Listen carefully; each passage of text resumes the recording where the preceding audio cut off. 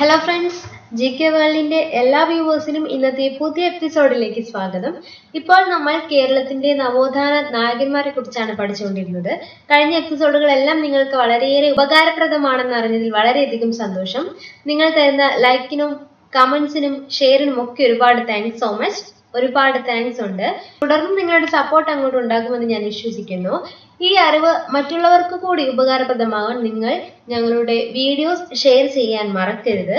അപ്പോൾ പുതിയ പുതിയ അറിവുകൾ നിങ്ങളുടെ മൊബൈൽ ഫോണിൽ ലഭ്യമാക്കാൻ മറക്കാതെ നിങ്ങളുടെ വാട്സാപ്പ് നമ്പർ ഞങ്ങളുടെ കമന്റ് ബോക്സിൽ കമന്റ് ചെയ്യുക.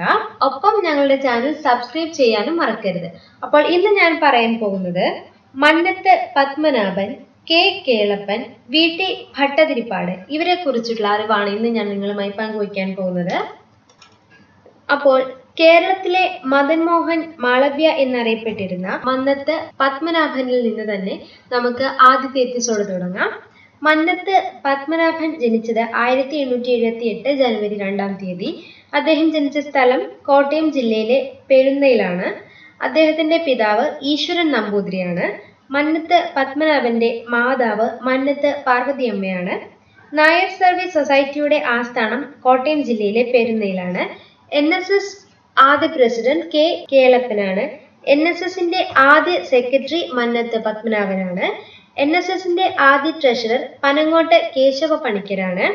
നായർ സർവീസ് സൊസൈറ്റിയുടെ ആദ്യ പേര് നായർ ഹൃദജന സംഘം എന്നായിരുന്നു. നായർ ഹൃദജന സംഘം എന്ന പേര് നിർദ്ദേശിച്ചത് K കണ്ണൻ നായരാണ്. നായർ സർവീസ് സൊസൈറ്റി എന്ന പേര് സ്വീകരിച്ച വർഷമാണ് 1915. NSS എന്ന പേര് നിർദ്ദേശിച്ചത് പരമപിള്ളയാണ്. NSSന്റെ മുഖപത്രം സർവീസ് എന്നാണ് 1919. സർവീസ് മുഖപത്രം ആരംഭിച്ച സ്ഥലം കറുവച്ചലാണ്. NSS രൂപം നൽകിയ രാഷ്ട്രീയ പ്രസ്ഥാനമാണ് നാഷണൽ ഡെമോക്രാറ്റിക് പാർട്ടി അല്ലെങ്കിൽ NDP. മലയാളി സഭ, കേരളീയ നായർ സംഘടന എന്ന പേരുകളിൽ അറിയപ്പെടുന്ന സംഘടനയാണ് NSS. NSSന്റെ ആദ്യ സ്കൂൾ സ്ഥാപിച്ച സ്ഥലം കോട്ടയം ജില്ലയിലെ കറുകച്ചാലാണ്. കറുകച്ചാൽ NSS സ്കൂളിന്റെ ആദ്യ ഹെഡ് മാസ്റ്റർ K കേളപ്പനാണ്. NSSന്റെ ആദ്യ ആശുപത്രി സ്ഥാപിച്ചത് പന്തളത്താണ്. NSSന്റെ ഉൽപ്പന്ന പിരിവിന് വീട് വീടാന്തരം കയറിയിറങ്ങുമ്പോൾ പാടാനായി രചിച്ച പ്രാർത്ഥനാ ഗീതമാണ്. നമുക്ക് എല്ലാവർക്കും വളരെയേറെ പരിചയമുള്ളൊരു പ്രാർത്ഥനയാണ്. അഖിലാണ്ട മണ്ഡലം അണിയിച്ചൊരുക്കി. അഖിലാണ്ട മണ്ഡലം അണിയിച്ചൊരുക്കി എന്ന പ്രാർത്ഥനാ ഗീതം രചിച്ചത് പന്തളം KP രാമൻ പിള്ളയാണ്. കേരളീയ നായർ സമാജം സ്ഥാപിച്ചത് 1907. വിമോചന സമരം ആരംഭിച്ചത് 1959 ജൂൺ 12-ാം തീയതിയാണ്. NSSന്റെ ആദ്യ കരയോഗം സ്ഥാപിതമായത് തട്ടയിലാണ് 1929. ഗുരുവായൂർ സത്യാഗ്രഹ കമ്മിറ്റിയുടെ പ്രസിഡന്റ് മന്നത്ത് പത്മനാഭനാണ്. കൊച്ചി ലെജിസ്ലേറ്റീവ് അസംബ്ലിയിൽ അംഗമായ ആദ്യ വനിതയാണ് തൊട്ടക്കാട് മാധവിയമ്മ. പത്മനാഭന്റെ ഭാര്യയാണത്. മന്നത്ത് പത്മനാഭന്റെ ഭാര്യയാണത്. താലികെട്ട് കല്യാണം എന്ന ശൈശവ വിവാഹം നിർത്തലാക്കിയ സാമൂഹിക പരിഷ്കർത്താവാണ് മന്നത്ത് പത്മനാഭൻ. തിരുവിതാംകൂർ ദേവസ്വം ബോർഡിന്റെ ആദ്യ പ്രസിഡന്റും അദ്ദേഹമായിരുന്നു. 1949 മുതൽ 1950 വരെയായിരുന്നു. അദ്ദേഹത്തിന് ഡോക്ടർ രാജേന്ദ്ര പ്രസാദിൽ നിന്നും ഭാരത കേസരി എന്ന ബഹുമതി ലഭിച്ച വർഷം 1959 ആണ്.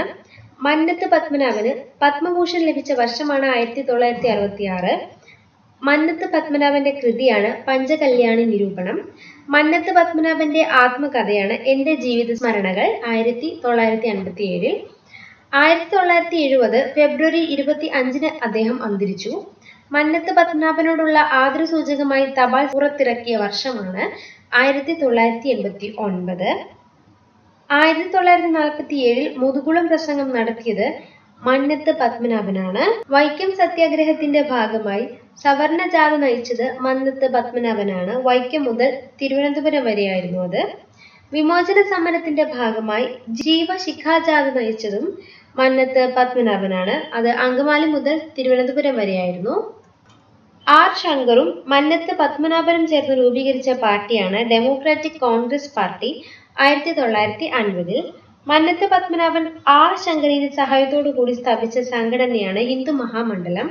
PSCയിൽ ആവർത്തിക്കുന്ന ക്വസ്റ്റ്യൻസ് ആണ് ഇനി ഞാൻ പറയാൻ പോകുന്നത്. ഭാരത കേസരി എന്നറിയപ്പെടുന്നത് മന്നത്ത് പത്മനാഭനാണ്.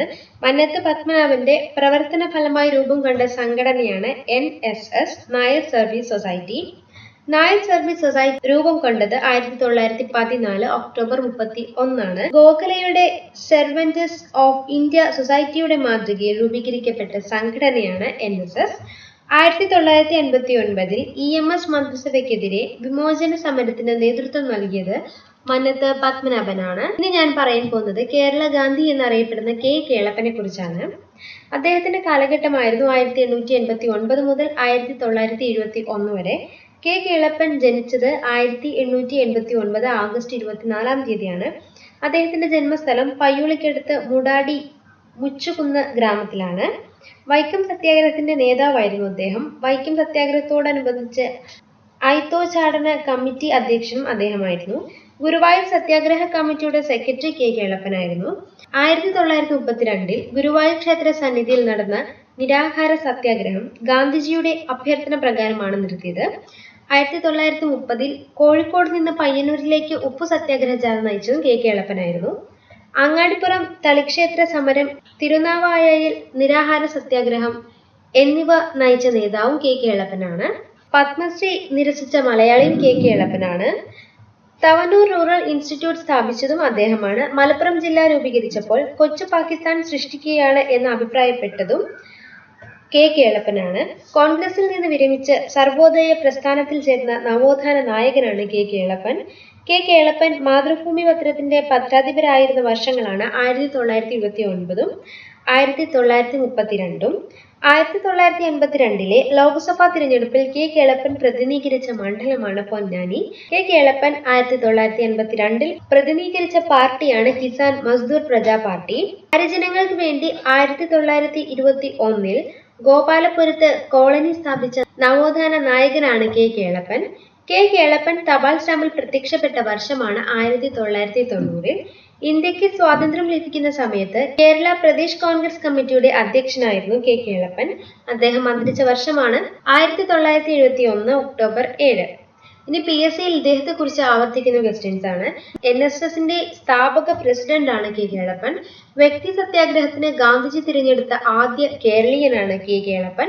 കേരളത്തിൽ ഉപ്പു സത്യാഗ്രഹത്തിന് നേതൃത്വം നൽകിയതും K. കേളപ്പനായിരുന്നു. ഇനി അടുത്തതായി ഞാൻ പറയാൻ പോകുന്നത് അമ്പലങ്ങൾക്ക് തീ കൊളുത്തുക എന്ന ചെറുലേഖനത്തിന്റെ കർത്താവായ VT ഭട്ടതിരിപ്പാടിനെ കുറിച്ചാണ് അടുത്തതായി ഞാൻ പറയുന്നത്.